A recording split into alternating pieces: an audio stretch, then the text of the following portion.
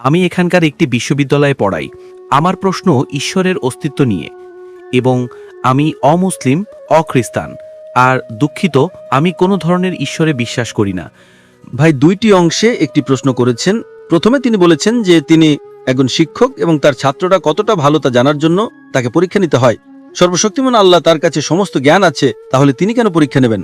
এবং আমার দ্বিতীয় প্রশ্ন হলো, যখন আপনি দেখেন একটি বাঘ একটি হরিণকে হত্যা করে তার খাবার বানাচ্ছে, তখন কি আপনি খুশি হন? কারণ এটি সৃষ্টি, ঈশ্বরের সৃষ্টি। আপনি জানেন আমরা মানি যে ঈশ্বর সর্বশক্তিমান, কিন্তু আমার প্রশ্ন হলো, যখন একটি বাঘ একটি হরিণকে হত্যা করে তাকে খাবার বানায়, তখন কি আপনি খুশি হন? আগেও এই ধরনের সৃষ্টি নিয়ে আমি প্রশ্ন করেছি ঈশ্বরের গুণ কি, ঈশ্বরের দর্শন কি, অনেক উত্তর আছে, কিন্তু সেই উত্তরগুলো স্ববিরোধী।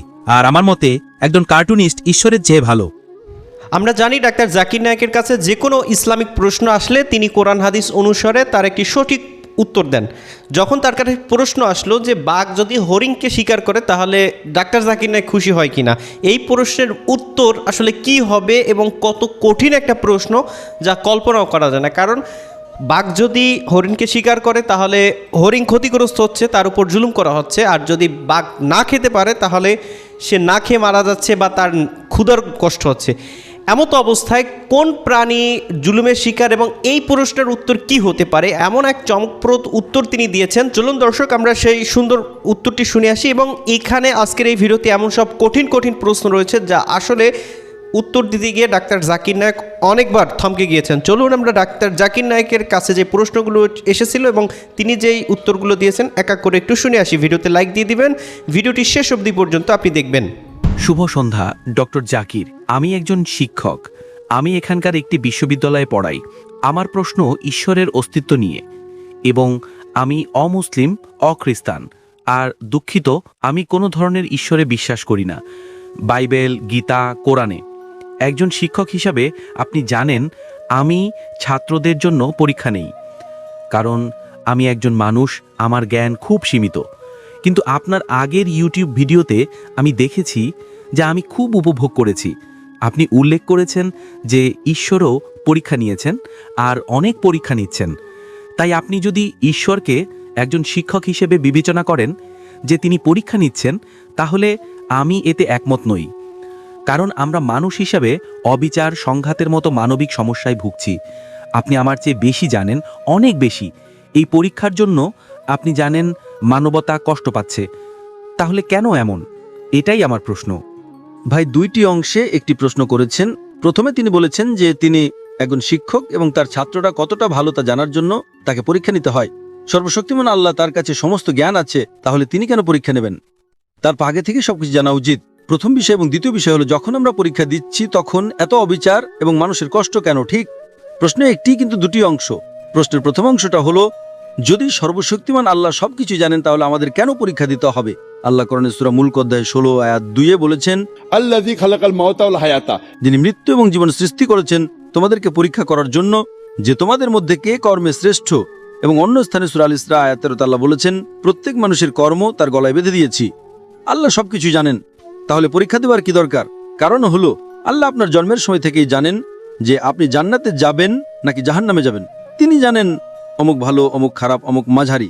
কিন্তু ভাবুন, যদি সর্বশক্তিমান আল্লাহ আপনাকে এই পৃথিবীতে জীবনযাপন না করিয়েই সরাসরি জাহান্নামে বা জান্নাতে পাঠিয়ে দেন, যাদের তিনি জান্নাতে পাঠাবেন তারা আপত্তি করবে না, কিন্তু যাদের তিনি জাহান্নামে পাঠাবেন তারা আপত্তি করবেন যে আপনি আমাকে জাহান্নামে কেন পাঠালেন?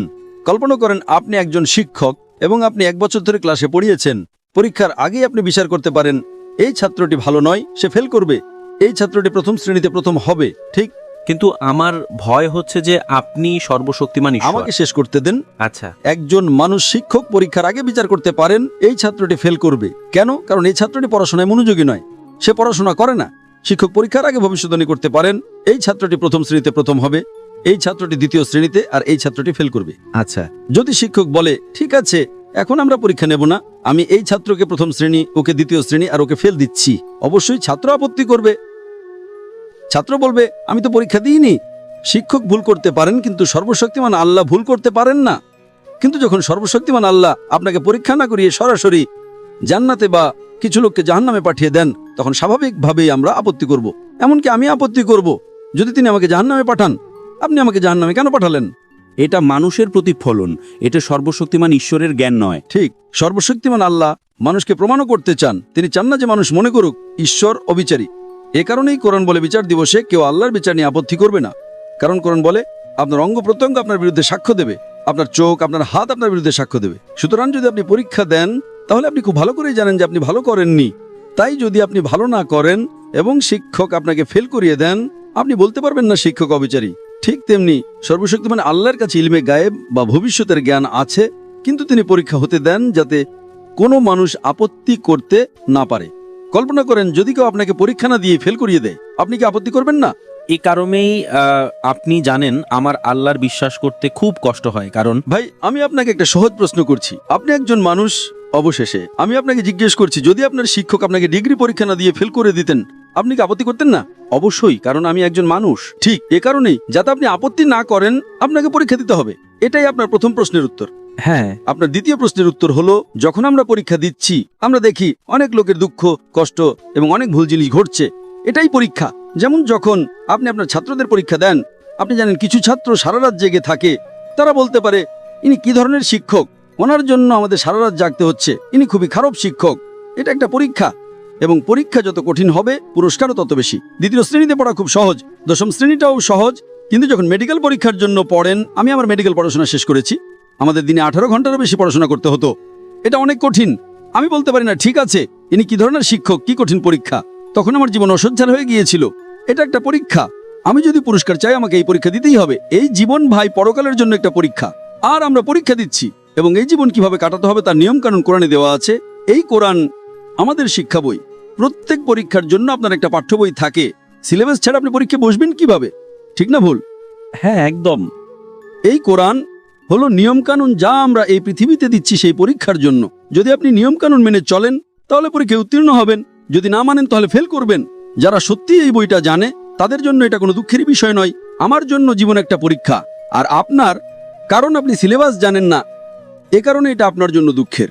যখনই আপনি সিলেবাস জানবেন, দেখেন একজন বুদ্ধিমান ব্যক্তি যে প্রথম শ্রেণীতে প্রথম হয় সে উপভোগ করে, যারা মাঝারি এবং ফেল করে তারাই সমস্যায় পড়ে।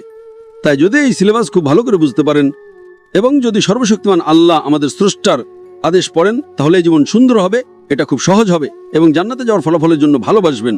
আশা করি উত্তরটা পেয়েছেন। আপনাকে অনেক ধন্যবাদ।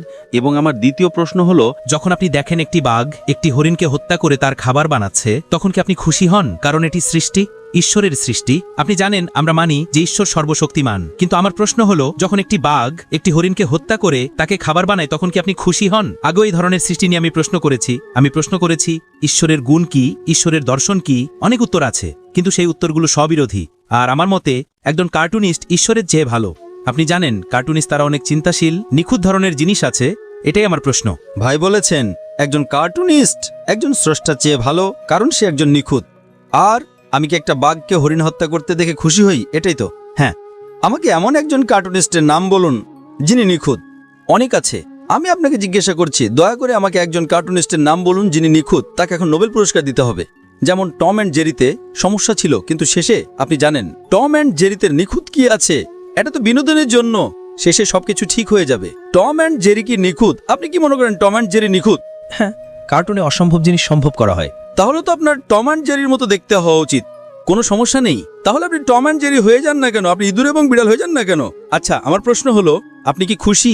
আপনি কি ইঁদুর হতে চান? এটি নির্ভর করে আপনি কি ইঁদুর হতে চান। এটি নির্ভর করে আমি ইঁদুর হতে চাইবো না। এটি বুদ্ধিমত্তার উপর নির্ভর করে। যদি কোনো মানুষ আমাকে বলে সে ইঁদুর হতে চায়, তাহলে আমি একজন ডাক্তার, আমাকে তার মানসিক অবস্থা পরীক্ষা করতে হবে। আপনি কি ইঁদুর হতে চান? এটা নির্ভর করে, তার মানে আপনাকে চেকআপের জন্য যেতে হবে। আসলে আমার প্রশ্ন হলো, আপনি বলছেন টম নিখুঁত এবং জেরি নিখুঁত, ইঁদুর এবং বিড়াল নিখুঁত, তাহলে আপনি কি ইঁদুর হতে চান? দেখুন, যদি আপনি বুঝতে পারেন যে আপনি ভুল বলছেন, তাহলে আমি দুঃখিত বলবো এবং বিষয়টা শেষ করেন। যদি চালিয়ে যান, যদি ভুল করেন, একজন মানুষ বা ছাত্রের দুঃখিত বলা উচিত নিজের ভুলের উপর অটল থেকে বোকা হওয়ার চেয়ে। আপনি কি বুঝতে পারছেন না? আমি এমন কোন সুস্থ মস্তিষ্কের মানুষকে চিনি না যে বলবে সে ইঁদুর হতে চায়। আর আপনি একজন শিক্ষক, আপনি ইঁদুর হতে চান? আমি একজন মানুষ, ঠিক, কিন্তু আপনি কি ইঁদুর হতে চান? আমি বললাম নির্ভর করে। আরে কি নির্ভর করে? কারণ আমি একজন ডাক্তার। যদি কোনো মানুষ বলে সে ইঁদুর হতে চায়, আমি তাকে একজন মনোরোগ বিশেষজ্ঞের কাছে পাঠাবো, ঠিক না ভুল? যদি আপনার কোনো ছাত্র বলে সে ইঁদুর হতে চায়, আপনি কি তাকে একজন মনোরোগ বিশেষজ্ঞের কাছে পাঠাবেন না? সেটাও নির্ভর করে। আর আমার প্রশ্ন হলো, আপনি কি খুশি? আরে সেটাও কি নির্ভর করে? জি, আমি প্রশ্নের প্রথম অংশে আসছি। হ্যাঁ, আপনি কি খুশি যখন একটি বাঘ? আমি খুশি যখন একটি বাঘ একটি হরিণকে হত্যা করে। হ্যাঁ, এখন আমার মতে যদি এটাই নিয়ম হয় যে একটা বাঘ কিভাবে বাঁচবে, তাহলে আমি খুশিও নই, দুঃখিত নই। আমার ধারণা আছে আমি খুশিও নই, দুঃখিতও নই, কারণ এটাই তার বেঁচে থাকার উপায়। এটাই মানুষের অজুহাত। আমি সর্বশক্তিমান ঈশ্বরের চিন্তা প্রণালী সম্পর্কে জানতে চাইছি। সর্বশক্তিমান সুন্দর ও দয়াময় ঈশ্বরের চিন্তাকে যখন আমরা মানুষের পর্যায়ে নামিয়ে আনি, তখন এটা একেবারে সীমিত মানব জ্ঞানের প্রকাশ হয়ে যায়। এর জন্য আমি দুঃখিত। আপনি একটা প্রশ্ন করছেন, আপনি কি আমার উত্তর শুনবেন? হ্যাঁ, আমি শুনবো। তাহলে উত্তর শোনার জন্য আপনাকে মুখ বন্ধ রাখতে হবে, কারণ এখানে সমস্যা আছে যা আমার জন্য কঠিন। যখন আপনি প্রশ্ন করেছিলেন কি আমি বাধা দিয়েছিলাম? ঠিক আছে, বলেন। আপনি একজন শিক্ষক, তাই আপনি মনে করেন সবাই শিক্ষার্থী। আপনি কি মনে করেন আমি আপনার শিক্ষার্থী? আমি বোঝানোর চেষ্টা আপনি করছি। প্রশ্ন করেছেন, আপনি কি উত্তরের জন্য অপেক্ষা করবেন না? অবশ্যই, এর জন্য দুঃখিত। যদি আপনি নিয়ম না মানেন তাহলে আপনি অমানবিক, অসভ্য। এটা আপনার কথা। আমি সর্বশক্তিমানের ব্যাপারে খুবই চিন্তিত, কিন্তু প্রশ্ন করার সময় কি আপনি উত্তরের জন্য অপেক্ষা করবেন? কল্পনা করেন যদি কোনো ছাত্র বারবার বাধা দেয় এবং আপনাকে উত্তর দিতে না দেয়, আপনি তাকে কি বলবেন? আপনি তাকে ক্লাসরুম থেকে বেরিয়ে যেতে বলবেন, ঠিক? ঠিক। আপনি প্রশ্ন করেছেন, আমি খুব শান্তভাবে শুনেছি, কিন্তু আপনি মনোযোগ সরাতে চেষ্টা করছেন, কারণ আমি জানি আপনি খুবই চালাক। মুখ বন্ধ রাখুন, নয়তো আমাদের অন্য কাউকে সুযোগ দিতে হবে। আমি খুব দয়ালু ছিলাম। আপনার দুটো বাক্যে প্রশ্ন করার কথা, আমি আপনাকে অনুমতি দিয়েছি, আমি উত্তর দিচ্ছি, আপনি বাধা দিচ্ছেন। বাধা দিয়ে কি আপনি মনে করেন আপনি একজন শিক্ষক আর আমি আপনার শিক্ষার্থী?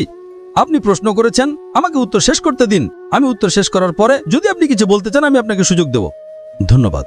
জানেন আপনি সবার সময় নষ্ট করছেন। প্রথম প্রশ্নকারী এসে 40 মিনিট সময় নিয়েছিলেন, এখন আপনি আরো 40 মিনিট নিতে চান। সুতরাং প্লিজ, আপনি কি মুখ বন্ধ রাখবেন? তাহলে আমি বলবো, আমাকে দয়া করে বলতে হবে না। এটা ডেমোক্রেটিক নয়। এটা ডেমোক্রেসি নয়, এটা নিয়ম কানুন। আপনার ডেমোক্রেসি আপনি আপনার বাড়িতে করতে পারেন, এটা বাড়ি নয়। এটা প্রশ্নোত্তর পর্ব। প্রশ্নোত্তর পর্ব শুরু করার আগে আমি আপনাকে নিয়ম কানুন বলেছিলাম। এখন আপনি নিয়ম কানুন ভাঙতে চান। আপনি কিভাবে শিক্ষিত? যদি আপনি শিক্ষিত না হন আর যদি আপনি সভ্য না হন, তাহলে অন্যদের থেকে আপনি কি আশা করেন? এটা আপনার দৃষ্টিভঙ্গি, আমি দুঃখিত। আপনি কি মুখ বন্ধ রাখবেন? নয়তো আপনি যদি আবার মুখ খোলেন, অন্য কাউকে প্রশ্ন করতে বলবো। ঠিক আছে, বলেন। আমি মনে করি আপনি ইংরেজি বোঝেন না। আপনি ইঁদুর হতে চান, আমি কি করতে পারি? আপনি বলছেন কার্টুনিস্ট নিখুঁত এবং নিখুঁত কার্টুনিস্ট টম অ্যান্ড জেরি, তার মানে আপনি ইঁদুর হতে চান। আপনি বলছেন এটা ঈশ্বর আর আমরা মানুষ, কিভাবে বুঝবো? আমি মানুষের সাথে কথা বলছি, তাই আমাকে মানুষের যুক্তি নিয়েই কথা বলতে হবে। আমি ইঁদুরের যুক্তি বা বাঘের যুক্তি নিয়েও কথা বলতে পারি না। আপনি বললেন আপনি আমাদের মানুষের সাথে কথা বলছেন। অবশ্যই আমি মানুষের সাথে কথা বলছি। তা যদি আপনি আমাকে প্রশ্ন করেন যে আমি কি খুশি যখন আমি একটা বাঘকে হরিণ হত্যা করতে দেখি, আমি খুশিও নই, দুঃখিত নই। আমি কেন খুশি হব এবং আমি কেন দুঃখিত হব? এটাই সৃষ্টির নিয়ম। যখন আমি শ্বাস নিচ্ছি, আমি লক্ষ লক্ষ জীবাণুকে হত্যা করছি। আমি কি খুশি? আমি খুশিও নই, দুঃখিতও নই। জীবন এমনই। আপনি যদি খুশি না হন তাহলে শ্বাস নেওয়া বন্ধ করুন। হ্যাঁ, আমার প্রশ্ন হলো, যদি আপনি দুঃখিত হন কারণ একটি সিংহ একটি হরিণকে হত্যা করে, আমি একজন ডাক্তার হিসেবে বলছি আপনি লক্ষ লক্ষ জীবাণুকে হত্যা করছেন, আপনার শ্বাস নেওয়া বন্ধ করা উচিত। আমি দুঃখিত। এটাই জীবন। আমি একজন ডাক্তার। আপনি লক্ষ লক্ষ জীবাণুকে হত্যা না করে কয়েক মিনিটের জন্য বাঁচতে পারবেন না। এভাবে সর্বশক্তিমান আল্লাহ বিভিন্ন সৃষ্টি করেছেন। কিন্তু যদি আপনি সৃষ্টির নিয়ম ভাঙেন, যদি আমি আনন্দের জন্য, শিকারের জন্য অপ্রয়োজনীয় একটি হরিণকে হত্যা করি, তাহলে আমি খারাপ হব। শিকারের জন্য, আনন্দের জন্য, আমি আমার আনন্দের জন্য একটা পিঁপড়া হত্যা করতে পারি না। ঠিক আছে, আমি নবী মোহাম্মদ সাল্লাল্লাহু আলাইহি ওয়াসাল্লামের মতে একটি চড়ুইও হত্যা করতে পারি না, কিন্তু সিংহ তার বেঁচে থাকার জন্য যদি সে একটি হরিণকে হত্যা করে, সে নিয়ম মানছে, কোনো সমস্যা নেই। কিন্তু আমি আমার আনন্দের জন্য, আমার শিকারের প্র্যাকটিসের জন্য, আমার শুটিংয়ের প্র্যাকটিসের জন্য একটি বাঘকে হত্যা করি, এটা সম্পূর্ণ ভুল, এটা মানবতার বিরুদ্ধে। কিন্তু আমি জীবাণু হত্যা করছি কারণ এভাবেই আমি বেঁচে থাকি। এভাবেই সর্বশক্তিমান আল্লাহ তৈরি করেছেন। তিনি লক্ষ লক্ষ জীবন্ত প্রাণী তৈরি করেছেন, কোটি কোটি। প্রত্যেকের নিজস্ব নিয়ম আছে।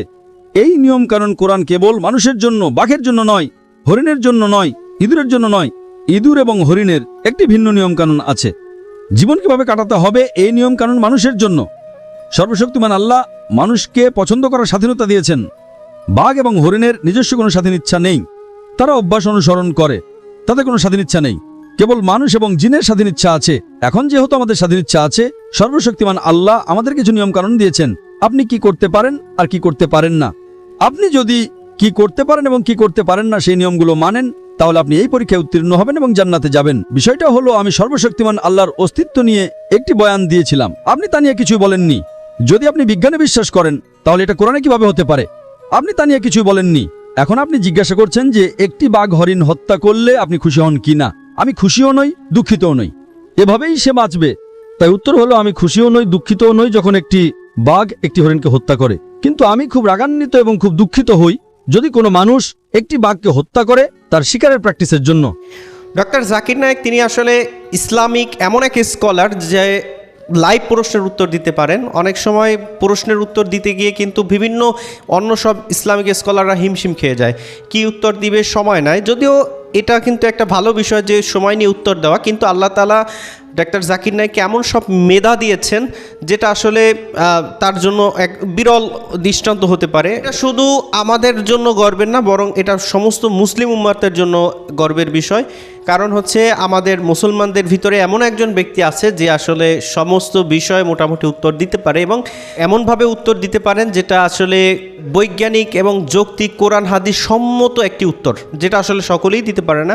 ডাক্তার জাকির নায়েকের জন্য সকলেই দোয়া করবেন এবং এই ভিডিওটা আপনার কোন প্রশ্নের উত্তরটা আপনার কাছে ভালো লাগছে কমেন্ট অপশনে লিখে যাবেন। ভালো থাকবেন সবাই। আসসালামু আলাইকুম ওয়া রাহমাতুল্লাহ।